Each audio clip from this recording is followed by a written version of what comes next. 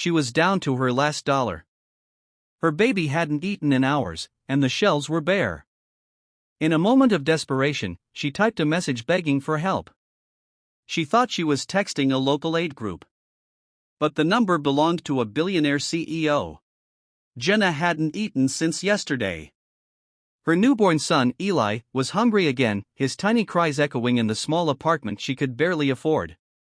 With trembling fingers, she searched her phone for the number of a local community aid group someone had mentioned at the shelter. She typed a desperate message. "I'm sorry to bother you. I just need help buying formula for my baby. Anything at all would mean the world." She hit send before overthinking it. Minutes passed. Then her phone buzzed. Who is this? Her heart dropped. She had sent it to the wrong number. "I'm so sorry," she replied quickly, mortified. "Wrong number. Please ignore." But the man on the other end didn't ignore it. That wrong number belonged to Daniel Crane, CEO of a billion-dollar tech company. Something about the honesty in her message stopped him cold. He'd seen hundreds of business proposals and polished pitches, but this was raw, human need. He responded, "Tell me more. How can I help?" What started as a mistaken text became a lifeline. Daniel not only bought Jenna enough formula to last months, he connected her with a support network, helped her find stable housing, and even set up a trust for her child's future. Jenna's life didn't change overnight, but that one message, sent in desperation, was the spark. A spark that led to security, stability, and hope she thought she'd lost forever. Sometimes, the wrong number is exactly the right one. It was past midnight when Maya sat on the floor of her dimly lit kitchen, cradling her crying baby and trying to hold back tears of her own. She'd skipped dinner again so there would be just enough formula left for one last bottle. But tomorrow? There was nothing left. Out of options and pride long abandoned, she decided to reach out for help. Someone at the shelter had given her a list of local charities. With weary hands, she typed a message. "Please. I need help buying baby formula. I'm not sure where else to turn." She copied the number from a crumpled note and hit send. A part of her hoped for no reply. She was tired of being ignored. But her phone vibrated. "This is Alex Reeve. I think you may have the wrong number. But are you okay?" Maya blinked, confused. Alex Reeve? She recognized the name. He was the CEO of a major grocery chain. She immediately apologized, mortified by her mistake. But instead of brushing her off, Alex asked for her name. Then her story. And then he offered help. Real help. By morning, groceries were delivered to her door. Formula, diapers, fresh food. A note included, "You're not alone. Let's get you through this." Over the following weeks, Maya got more than supplies. She was offered a part-time job at a nearby store, flexible hours, even on-site daycare. What began as a misdialed cry for help became a turning point. She had simply hoped for one bottle of formula. She received a future. Because sometimes, a plea sent to the wrong number lands in exactly the right hands. Sophie stared at the near-empty can of baby formula. She shook it gently, only a few scoops left. Her 3-month-old daughter, Lily, would need another bottle soon. Unemployed, with overdue bills and no family nearby, Sophie felt the walls closing in. She remembered a flyer she saw at the community center, something about emergency assistance. She fumbled through her contacts and typed a message. "Hi, I'm sorry to bother you. I'm a single mom struggling to feed my baby. If there's any help available for formula, I'd be grateful." She hit send. A moment later, a reply came. "I believe you have the wrong number. But, are you okay?" Confused and embarrassed, Sophie apologized. "I'm so sorry. Wrong number. Please ignore this." But the stranger didn't. "Don't apologize. Tell me what you need." The number belonged to Ryan Ellis, a successful entrepreneur who rarely answered unknown texts. But something in Sophie's message struck him. Maybe it was the vulnerability. Or the fact that he'd been raised by a single mom who had once faced the same struggles. Within hours, groceries arrived at Sophie's doorstep, formula, baby wipes, and more. Later, Ryan connected her with local support services, and even offered to cover a few months of rent until she could get back on her feet. Sophie never expected a response, let alone kindness, from a total stranger. But that mistaken message turned into a lifeline. One act of compassion sparked the beginning of hope, healing, and a fresh start. She had dialed the wrong number. But it led her to the right miracle.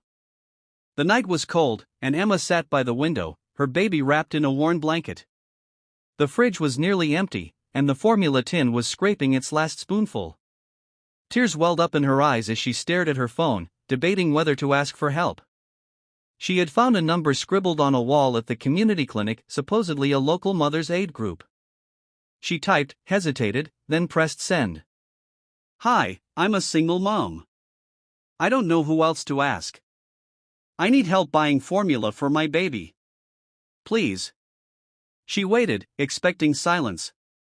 Instead, the reply came quickly. "This is Daniel Grant.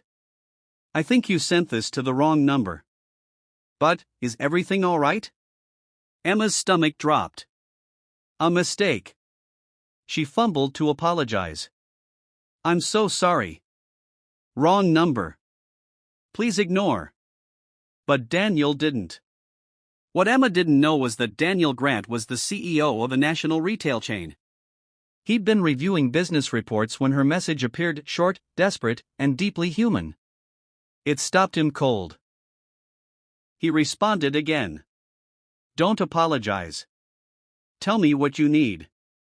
I want to help." Within hours, Emma had formula, diapers, groceries, and a note from Daniel. "You reminded me what really matters. Thank you." In the days that followed, he didn't stop there. He arranged childcare assistance, connected her with a job placement program, and made sure she was never left in the dark again. Emma had sent a message to the wrong number. But it found the right person.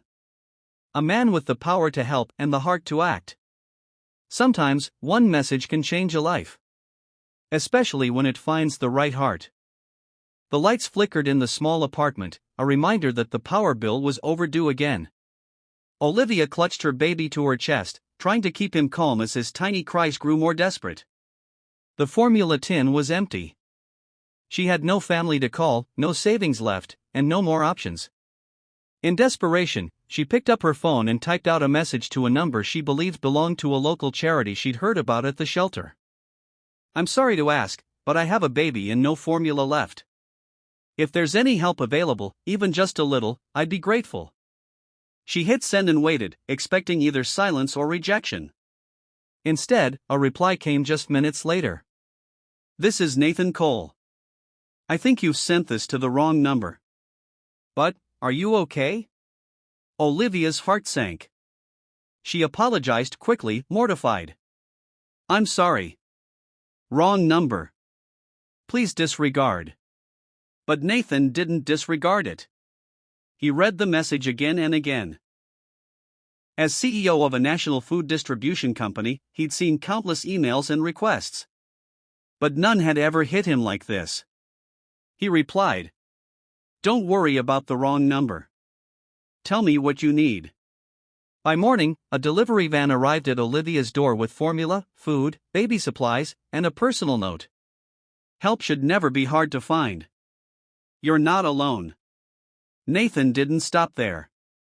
He arranged support services, childcare referrals, and even job placement help. Olivia's plea wasn't meant for him. But it reached someone who listened and acted. Sometimes the smallest message can reach the biggest heart. And a mother's plea can move a CEO to change a life. Claire's hands trembled as she typed the message. She had just been laid off, rent was due, and the baby's formula was nearly gone. She'd meant to text her friend Sarah, who sometimes helped her with small grocery runs. "Hey. I'm in a tough spot. I don't have enough for baby formula. Do you know anyone who can help?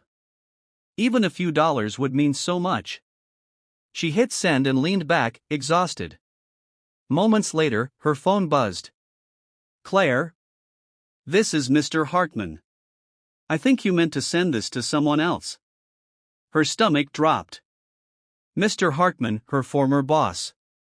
The CEO of the company that had just downsized her department. Shame flooded her. She scrambled to reply. Oh my God, I'm so sorry. That wasn't meant for you. Please ignore it. But he didn't. Instead, his next message surprised her. Don't apologize. How can I help? Unsure if he was just being polite, she hesitated. But within the hour, he had groceries and baby supplies delivered to her home. The next day, he called her. Claire, he said, I didn't realize how hard things were for you. You were a great employee, and I may have a new role opening. Interested? Claire was stunned. A mistaken text became the start of something better, a job offer with flexible hours, childcare assistance, and most importantly, a new sense of hope. She had texted the wrong person at the worst possible moment. But the reply she got changed everything. Because sometimes, the biggest breaks come from the smallest accidents. And sometimes, a mistaken message reaches exactly the right inbox.